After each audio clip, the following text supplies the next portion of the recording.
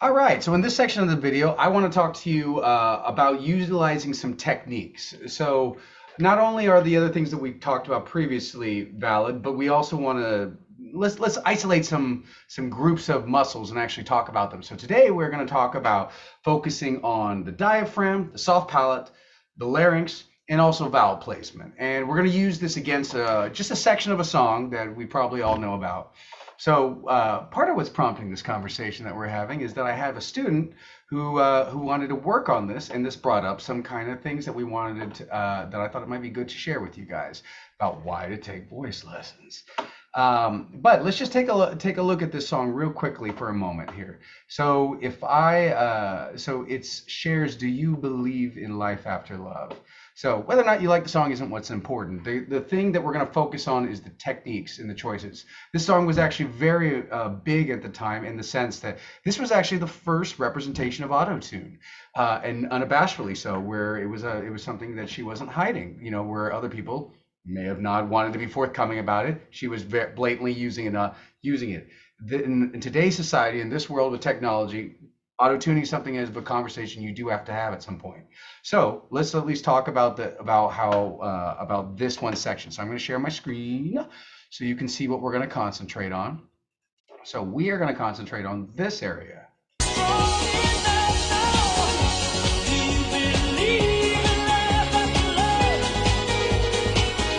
That's it. That's all we're going to focus on here. So just do you believe in life after love? So let me join here so you can get a second camera and see what the heck I'm talking about. So we are going to go stay co-host, got it, and no, I'm doing join. There's me sideways, and then there's my keyboard. Okay.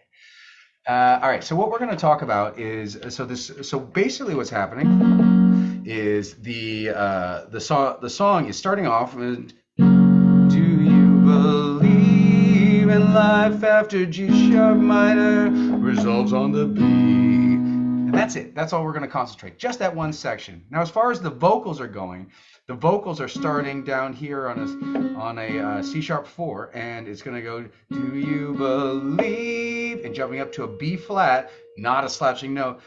In life after love, do you believe in life after love? So that's basically what the part is trying to do. Now, what we're trying to talk about is how to utilize some of these muscle groups so that we can go and look at the part.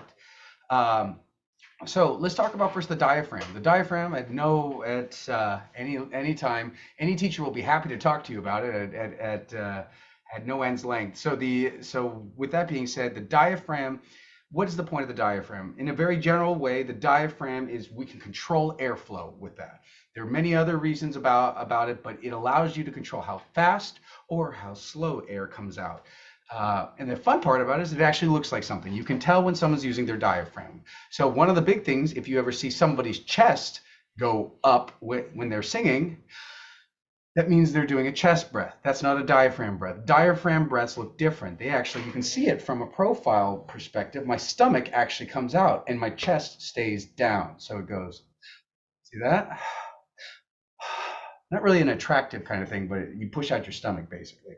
So when you do that, versus right now, so to control your diaphragm, it allows you to go and do a bunch of things, but it will also help anchor our tone. So notice how in this when she's starting up, do you believe in life after love? Very head voicey sounding on there. So if we utilize our diaphragm and if we use that, do you believe in life after love?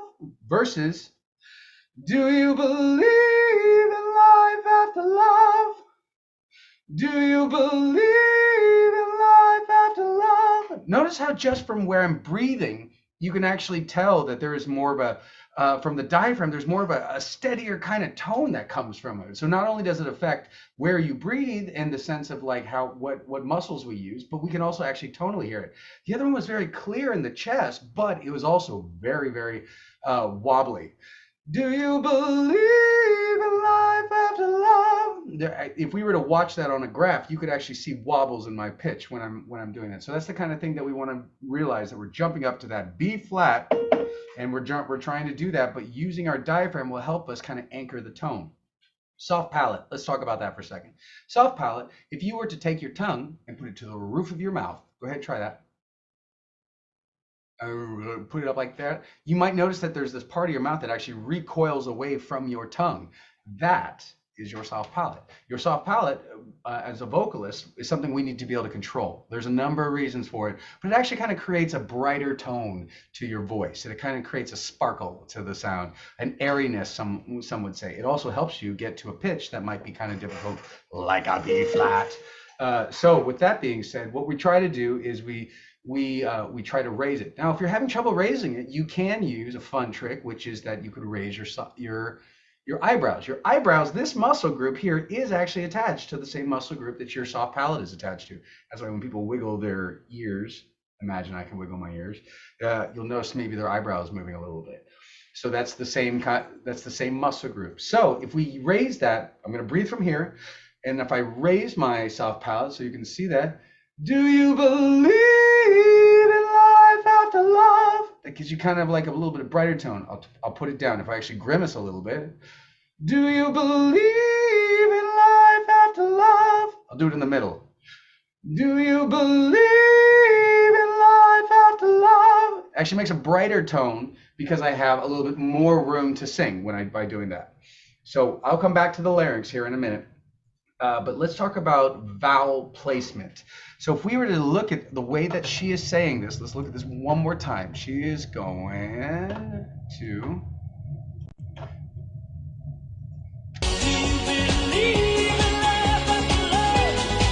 Right? So the leave.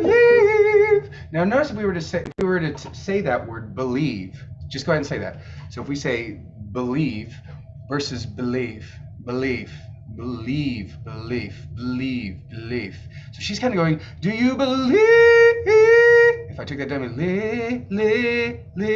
so it's not really the way that we say believe. Maybe perhaps it has more of a rounder, broader type of sound to it. Do you believe in life?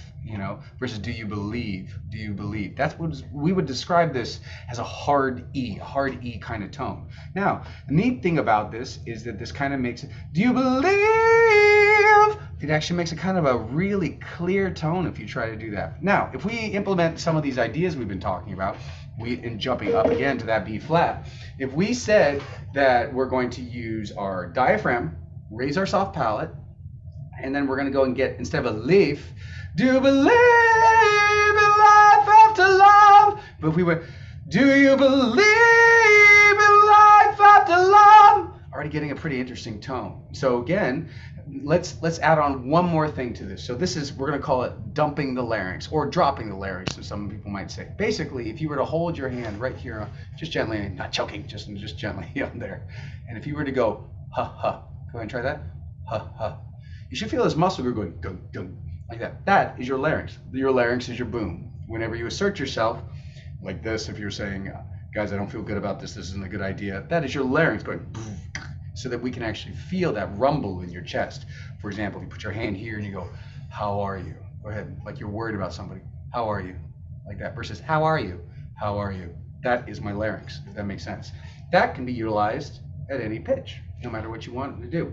So if we were to, backing this up, breathe from here, raise our soft palate, dump the larynx, and get a hard E, we get a different kind of tone. So we get here, raising eyebrows so I can help me out, dropping the larynx a little bit. So then, do you believe in life after love?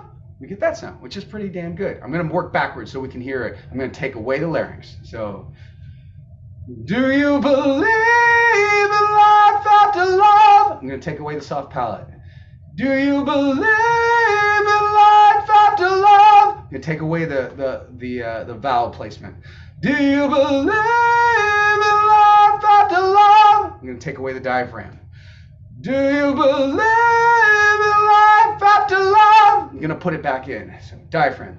Do you believe in life after love? I'm going to put it in my soft palate, raising it. Do you believe in life after love? I'm going to drop my larynx and I'll add on that hard E. Why not? 2 for 1. So we're going to go. Do you believe in life after love? A little bit more of a rock and roll sound, but it is a B flat. That is not a slouching note. So the big thing that we want to understand is that all these things are aspects of your artwork. How do you want to go and train? It becomes, what options do you have? If you have one option, only one way to sing one thing, that's all the colors you got on your palette. You got puce. Nobody wants puce ever. So we want to try to say, how many colors? How many ways can you do this? How many ways can you mix this? That is why we train. We train for options. That's the whole point of it. The other reason is to realize that you have no time to screw around. The name of this game is tone. Tone is not notes. It's how you chose to do something. And think about how important it is. When you hear a singer's voice, how fast can you tell if you like their voice? And that's as long as you got. You got no time to screw around.